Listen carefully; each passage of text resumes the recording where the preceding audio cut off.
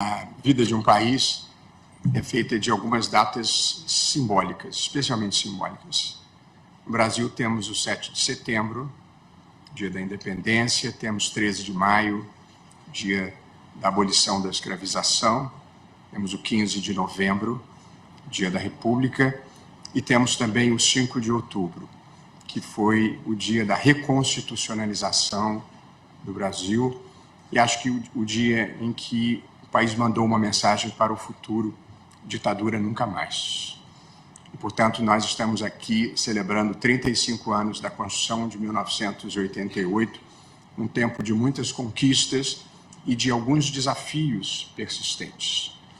Entre as conquistas, eu gosto de lembrar especialmente os 35 anos de estabilidade institucional, que é sempre um motivo de comemoração num país e num continente com a tradição que temos na América Latina e no Brasil, continente e país no qual as quebras da legalidade e as rupturas constitucionais marcaram todo o período republicano. De modo que é impossível exagerar a importância desses 35 anos de democracia e estabilidade que nós temos vivido, apesar de um susto ou outro. Também acho que merece registro, nesses 35 anos, a conquista da estabilidade monetária.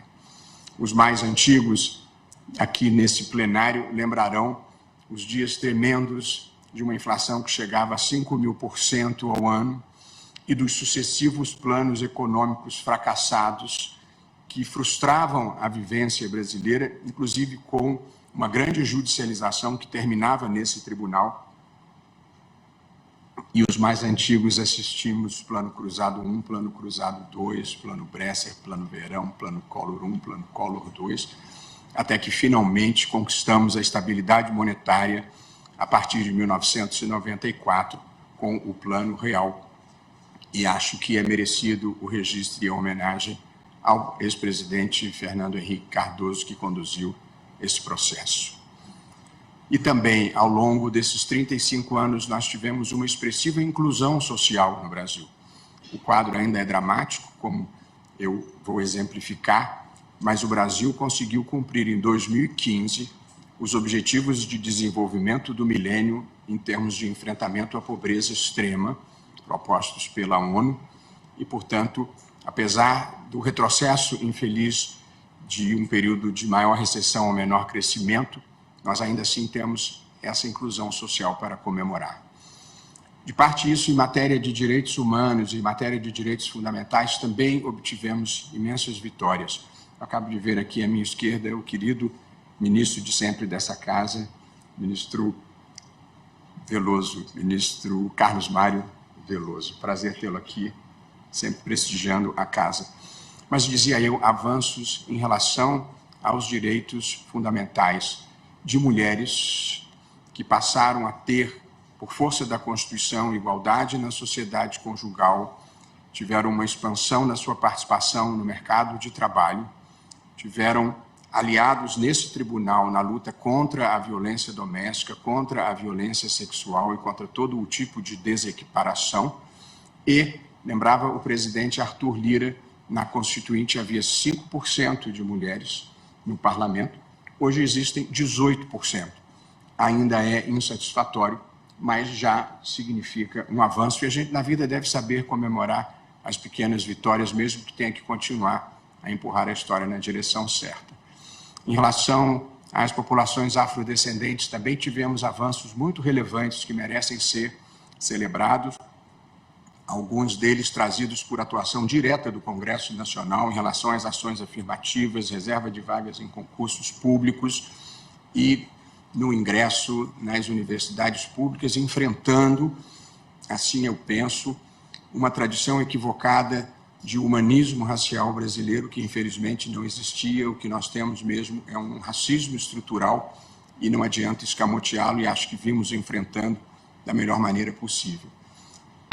Também nessa casa e na sociedade tiveram acolhida as comunidades gays, as comunidades LGBTQIA+, com reconhecimento dos seus direitos, com a validação das uniões homoafetivas, com a criminalização da homofobia, com a possibilidade de mudança do nome social, providências que ajudam a superar ou pelo menos diminuir os preconceitos e as discriminações.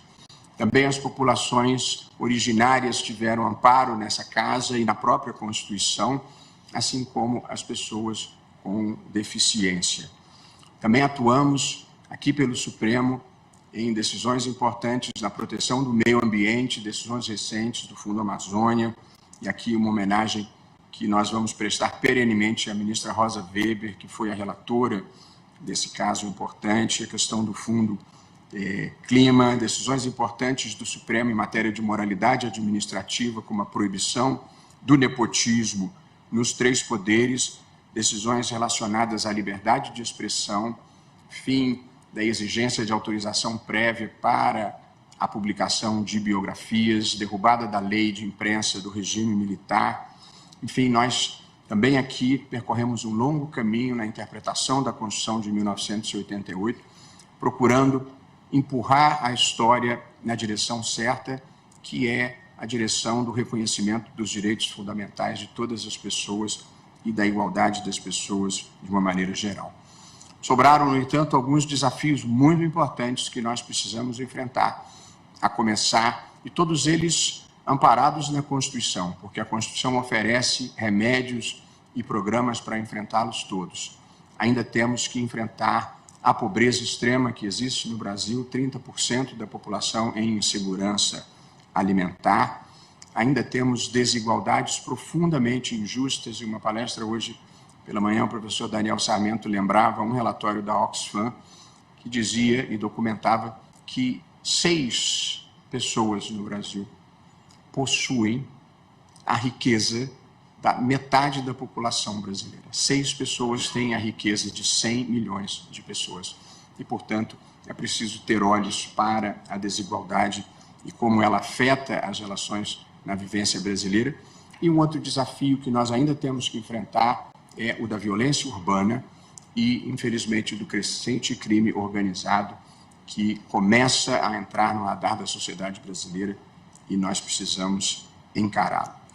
Ainda registrando mais uma vez a presença das demais autoridades, a Constituição de 88 fez o Executivo voltar ao seu tamanho normal, fez o Legislativo ocupar o espaço que verdadeiramente lhe pertence e produziu uma ascensão institucional importante, eu assim penso, do Poder Judiciário. Como eu, presidente Pacheco e o presidente Lira estamos de pleno acordo, não existem poderes hegemônicos, nós todos vivemos em parceria institucional pelo bem do Brasil, como deve ser a vida democrática. Eu escrevi hoje mais cedo, num artigo publicado na imprensa, a história não é um destino que se cumpre, mas é um caminho que se escolhe e se traça, e, portanto, nós estamos aqui procurando empurrar a história na direção certa. Acho que nós andamos na direção correta ao longo do tempo, embora não na velocidade desejada. Todos nós compartilhamos a mesma impaciência de fazer o Brasil chegar no lugar que nós achamos que ele merece.